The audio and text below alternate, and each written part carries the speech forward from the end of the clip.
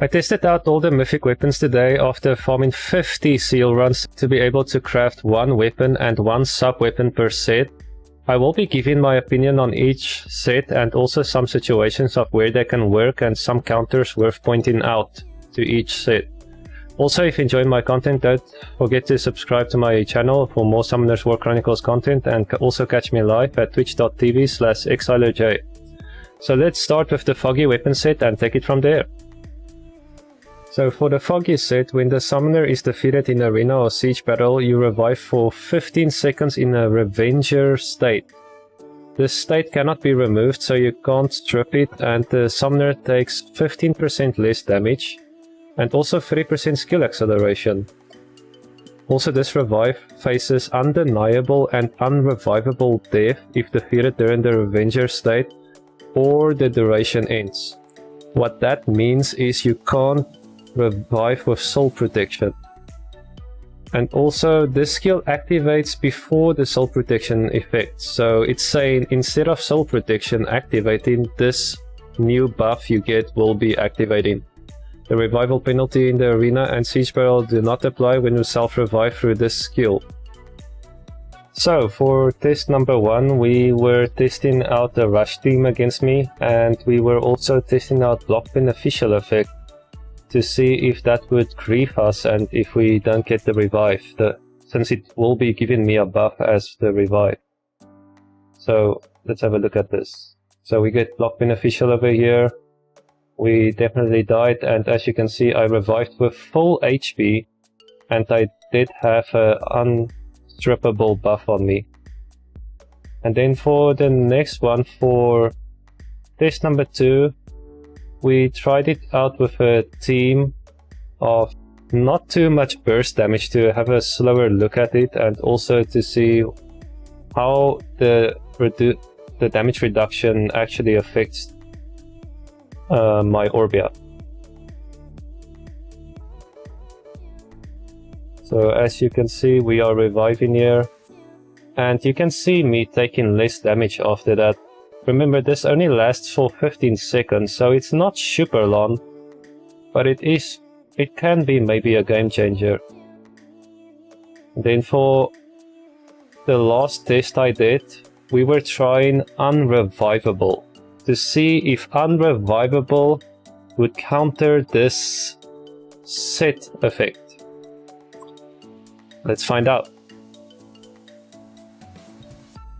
So we were using Ardella here, and I was waiting for my immunity to drop, and Ardella does unrevivable, so let's have a look.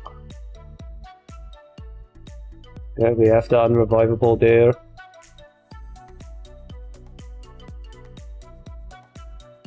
And bam! As you can see, unrevivable counters the Foggy set. That is a big unfortunate thing for this set. So I will say this though, not a lot of people uses unrevivable, but this is a good point out. Be aware that unrevivable does counter this set. Now a lot of you might think this set might not be that great. I think it's actually not that bad, because you do revive with full HP, and that makes it really good. The only unfortunate thing is you only have 15 seconds for this set, but I have some really good news on how I think this set can be really good in the future. For now it's not that great, but the Korean devs actually announced something big. They announced the following for this month, which is currently November for when I made this video. This is for the Korean server, so we won't be seeing it anytime soon. Maybe in the next month or 2, you never know. But anyways, they said when changing weapon properties, a setting is added so that it can be changed to a weapon and the sub-weapon of the same specified set. This makes it easier to use different mythic weapons for each attribute. So they're saying they're gonna change when you swap your weapons. You will be able to choose a weapon and a sub-weapon, and you just press bam, you just swap weapon, and now your weapon and your sub-weapon will change. That will allow you to change and swap weapons the whole time, like sets swap the whole time. And what this will allow you to do in Brawl Arena is you will be able to use a Foggy set just before you die.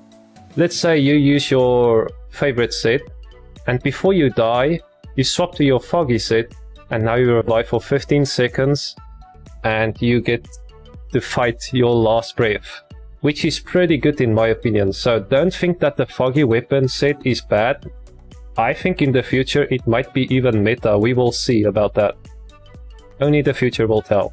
Okay, so next up I tested the White Shadow Castle set, which gives you Retrieve Soul. When a team member defeats an enemy, there is a 35% chance of applying 1 level of skill acceleration and 1 level of mana regen speed up to the summoner for 20 seconds. So it's saying not only if your summoner kills something, but also your monsters. Whenever you defeat an enemy, you have a 35% chance of applying these 2 buffs to you. So there's a lot of places I can think of where this can be really good. And it is mostly a PvE set. You can't really use this in PvP because you don't kill a lot of stuff in PvP. It's too difficult to do that. But I think it can be really good in Galagas Runes. It can be good in Trial of Ascension and Spires. In some levels, of course. It can be good in maybe Battlefield if you have a lot of team fights, but I really don't think you should be using it there for PvP. But where I think it is really good is probably in Guild Infinite Raid. This will probably help a lot there, and there will be a lot of other places that I can't think of right now where this set can be really good. And it's a bit of a niche set, but it is a really good set. Let's have a look at me testing this out in Guild Infinite Raid. So I just used Lala here to do some damage, obviously not Celia. And as you can see, we get a lot of mana regen speed up and skill acceleration from this without using Celia. So what this allows you to do is you will be able to use something other than Celia here in Infinite Raid, and it will just help you a lot for this content. I think there will be way more uses than just Guild Infinite Raid for this set. Wherever you get to kill a lot of monsters and easily, this set will help you a lot. Sadly, in most raids, probably in almost all of them except for Naraka, you really don't get to kill any monsters outside of the boss, so this set won't help that much for those kind of stuff, and it is mostly for PvE, but I really think this can be a really good set for situations like these. Okay, next up we have the Dragon Scale set, which is the Naraka set, which applies Dragon Scale to the summoner for 15 seconds in Arena and Siege Battle. So it's only PvP, and you cannot remove the Dragon Scale. It reduces the damage taken for your summoner by 99% until you've lost 5% of your max HP. It is only applied once in PvP. So I did a few tests with this, and let's have a look at it. So for test number 1, we were just doing a normal rush team against my Orbia to see how long this can make me survive. Let's have a look. So Astar is jumping on me for some reason. The Beast Riders are ignoring me, I don't know why, but anyways, here they come. And yeah, as you can see, it was okay. I definitely survived the burst, I would say. Remember, I have no healer, no frontliner, no nothing to keep me alive, so it is a bit hard to see specifically like how valuable it is. We will do more tests on that one. For test number 2, we were testing out Karambit and Cho, which is kind of just attacking through Naraka's scale, right? To make sure this is not a counter. And here comes Karambit. As you can see, he hits me like 2 or 3 times and my Dragon Scale is gone. Before Cho could even hit me, the scale is gone. Huge counter to this set. That basically means this set is not a super safe set. And another issue that I thought about for this set is it doesn't last long enough. But anyways, test 3. For test 3, we tried out another rush team just to make sure of how valuable this set is. This time one of the beast riders came up to me, and as you can see, I still have the scale there, so it's definitely helping a lot. And there it finally broke. So I can see how this is a good set to keep you alive, but not that viable on the long run. Okay, so next we have the seal set. It is called the Imperfect Giant's Armor. It decreases the summoner's damage taken by 20% in PvP, but cannot receive immunity and takes 200% more damage from dot effects. What this means is you're going to take an insane amount of damage from dots, and you can't even counter it through immunity. So what the heck is this set? I have no idea. But without further ado, let's have a look at how it goes. So for test number 1, I was testing if I can actually get the immunity just to make sure about this, and my opponent was just doing a lot of damage, as always, to see how good this 20% damage reduction is. As you can see, my HP is not going down that fast, so it was pretty good, and there I used immunity, but we didn't get the immunity. Delphoid did get the immunity. As you can see, when there's no dots involved, it's actually a good set, but I do think that the immunity is such an essential buff in this game, especially for PvP. Then, for the second one, we were indeed testing out dots to see how bad it is, how much damage I take. For this one though, I had the shield because I used Tetra, and it kinda messed up the run, but I am showing it on stream anyway so that you can see it. I was shielding myself here with Tetra because I wanted him to stack a lot of dots, but in the end it didn't turn out that great. He was actually struggling to do damage to me while I had the shield, but the moment the shield dropped, immediately I took so much damage. It seems like shield might actually, I am not 100% sure, but it might actually kinda block out that penalty you get.